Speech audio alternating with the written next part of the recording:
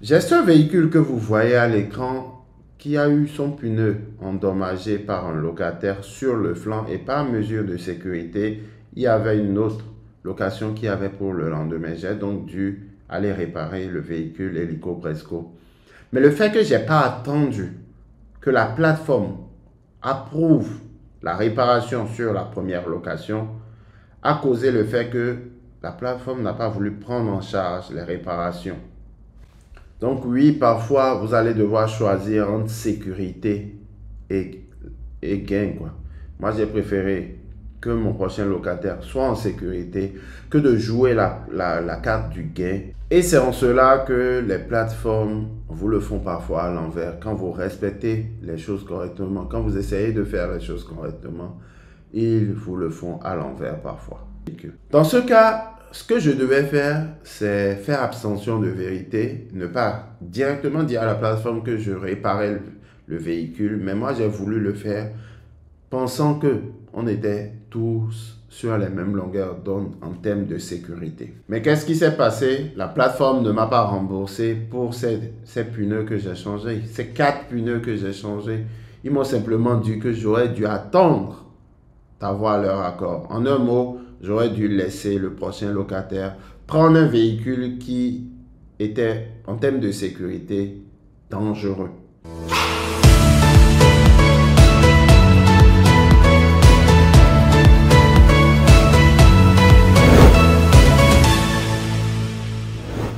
Les accidents sur les plateformes d'autopartage sont inévitables. Je dirais que la question n'est pas de savoir si l'accident viendra un jour, mais plutôt quand votre voiture sera accidentée si vous êtes un hôte sur ces différentes plateformes d'autopartage.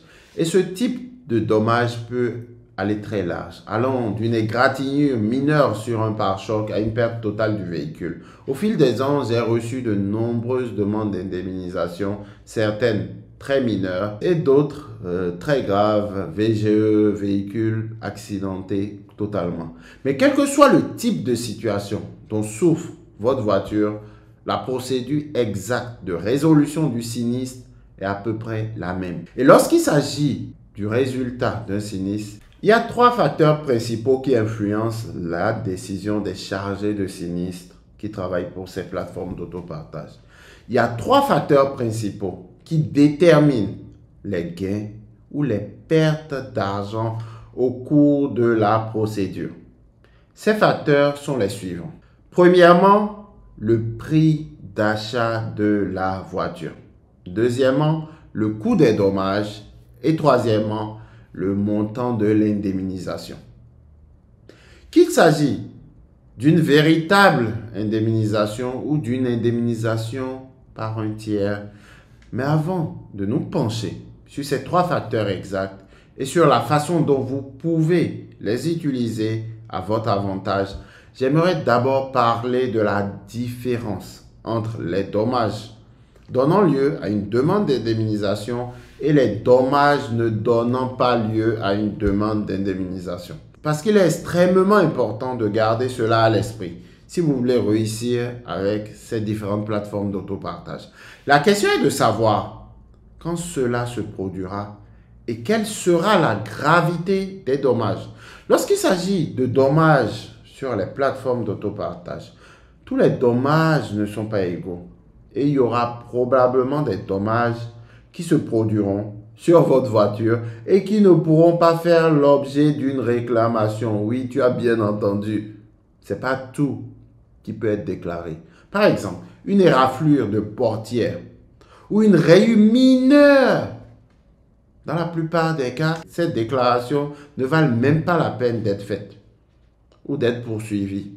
Car les locataires, je dirais, jouent bien le jeu, quoi. Ils vous diront que le véhicule était comme ça au départ parce que tu ne peux pas justifier une petite rayure. Car elles sont extrêmement difficiles à prouver et prennent beaucoup de temps. Et si vous pratiquez le modèle économique bas de gamme comme véhicule, cela n'en vaut vraiment pas la peine. C'est d'ailleurs l'une des raisons pour lesquelles je vois nombreuses personnes, des fervents partisans du modèle économique bas de gamme et intermédiaire, jouer le jeu correctement. Lorsque vous avez dans votre flotte des véhicules qui ne sont pas récents, qui ont un certain âge, il faut prendre cela en considération. Ces petites égratignures et ces bosses n'auront plus autant d'importance.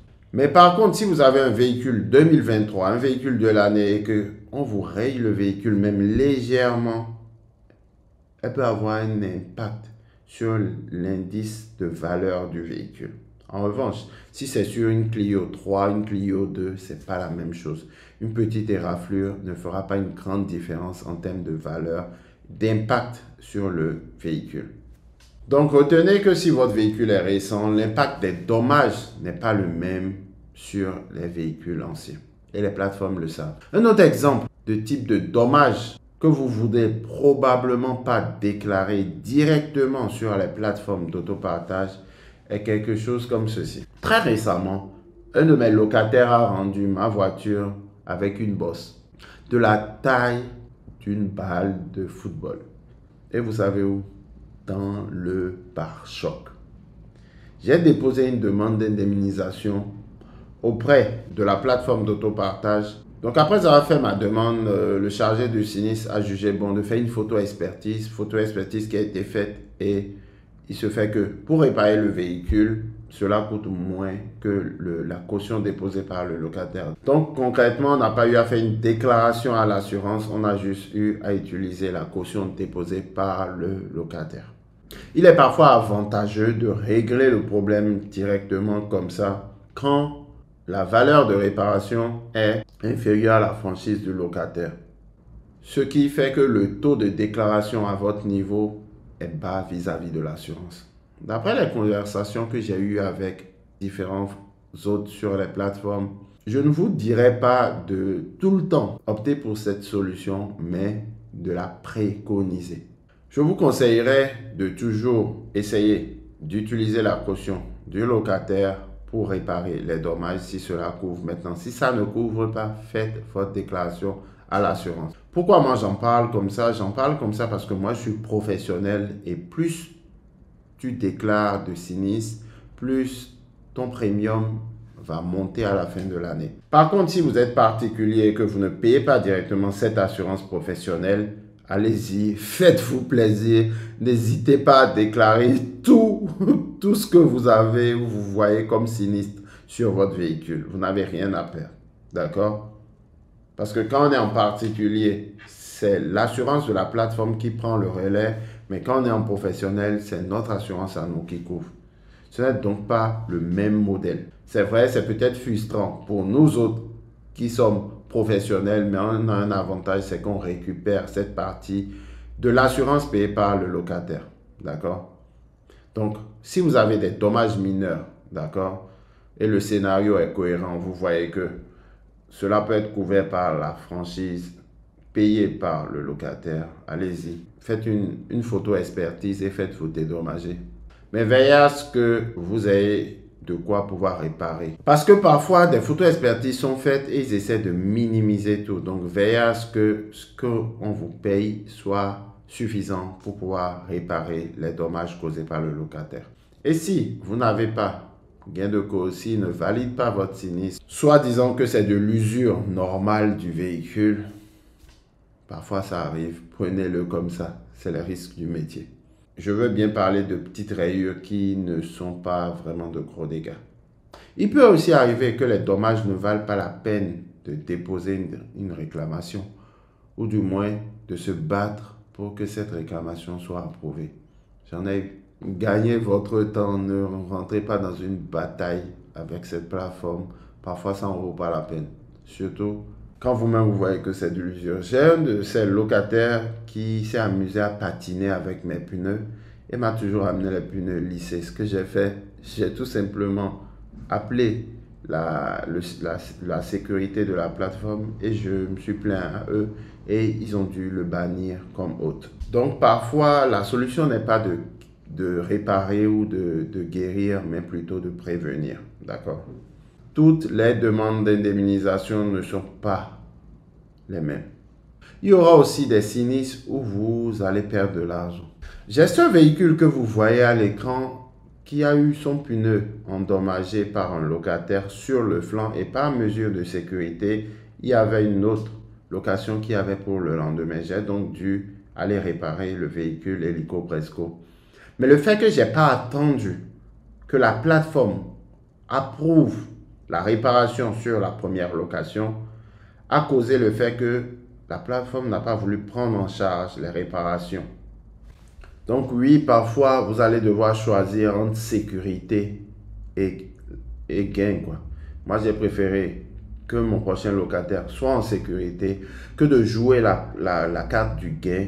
Et c'est en cela que les plateformes vous le font parfois à l'envers. Quand vous respectez les choses correctement, quand vous essayez de faire les choses correctement, ils vous le font à l'envers parfois. Il y aura aussi des sinistres qui vont vous faire perdre de l'argent. J'en ai eu. Je prends par exemple le cas de ce véhicule. Dans ce cas, ce que je devais faire, c'est faire abstention de vérité, ne pas directement dire à la plateforme que je réparais le véhicule, mais moi j'ai voulu le faire pensant que on était tous sur les mêmes longueurs d'onde en termes de sécurité. Mais qu'est-ce qui s'est passé? La plateforme ne m'a pas remboursé pour ces pneus que j'ai changés. Ces 4 pneus que j'ai changés, ils m'ont simplement dit que j'aurais dû attendre d'avoir leur accord. En un mot, j'aurais dû laisser le prochain locataire prendre un véhicule qui était, en termes de sécurité, dangereux. Lorsque des dommages comme ça arrivent, vous devez utiliser la raison. Vous devez vous poser la question de savoir si vous voulez faire du business en ayant de l'éthique ou vous voulez juste gagner de l'argent et ce, quel que soit le prix. Donc parfois, oui, les plateformes vont vous le faire à l'envers, comme ils me l'ont fait là sur ces 4 pneus. Mais je tiens à vous dire que sur le long terme, ça paye d'être honnête. J'aurais pu obtenir mon véhicule avec le pneu explosé sur la prochaine location. J'aurais pu obtenir le véhicule faire un tonneau. J'aurais pu obtenir le véhicule avec le prochain locataire dans un accident grave. Je ne sais pas si les responsables de la plateforme en question qui suivent ma chaîne se rendent compte de la légèreté avec laquelle ils traitent certaines sinistres. Mais avec le temps, avec les années d'expérience qu'on a aujourd'hui, je me dis que sûrement le chargé de sinistre qui a traité cela n'avait pas assez d'expérience à gérer ce sinistre. Et ça vous arrivera comme ça m'est arrivé. Comprenez simplement que parfois vous devriez faire le choix entre la sécurité et le bénéfice.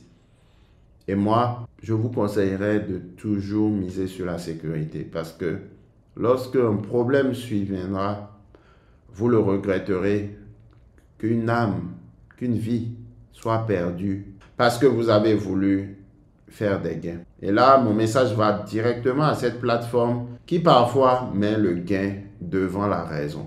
Et si vous partagez le même avis que moi, mettez-le moi en commentaire. Qu'est-ce que j'aurais dû faire? Est-ce que j'aurais dû laisser la deuxième location partir et ensuite m'arranger pour changer plus tard en prenant un risque sur la sécurité? D'un autre côté, il y aura des sinistres où vous ne perdrez pas d'argent, mais vous n'en gagnerez pas non plus.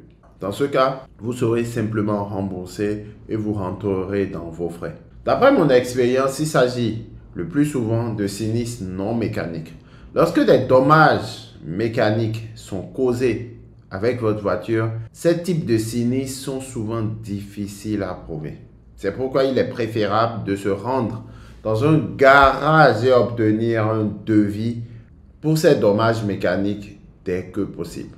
Une fois que vous avez obtenu le devis, vous devez l'envoyer à la plateforme d'autopartage qui va examiner et procédera au remboursement après que l'expert soit passé.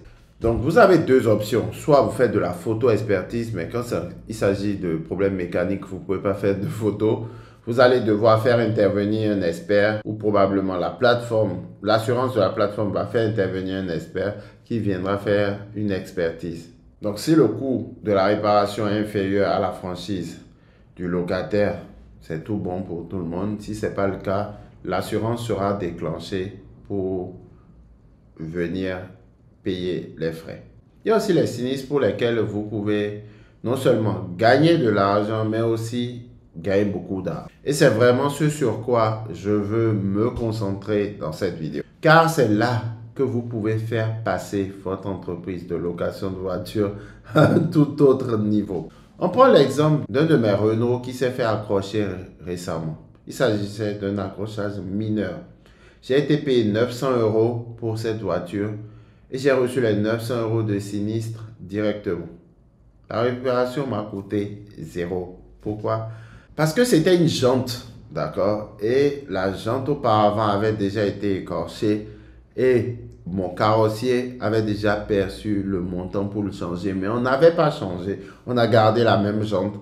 Donc, quand elle s'est encore écorchée à nouveau, là, j'ai décidé de la remplacer. La plateforme m'a payé 900 € pour le remplacement de la jante, mais moi, j'avais déjà eu un sinistre précédent que mon carrossier n'avait pas honoré. Donc là, il a dû faire le nécessaire et moi, j'ai imposé les 900 €. Le fait est que ces scénarios ne sont pas l'exception. Ils ne sont pas rares. En fait, ils sont pratiquement la norme lorsque je m'occupe de voitures dans ma flotte. Voyons donc comment j'y parviens. La première chose à faire est d'acheter des voitures à bon prix. Si vous avez déjà regardé ma chaîne YouTube, vous m'avez déjà entendu en parler.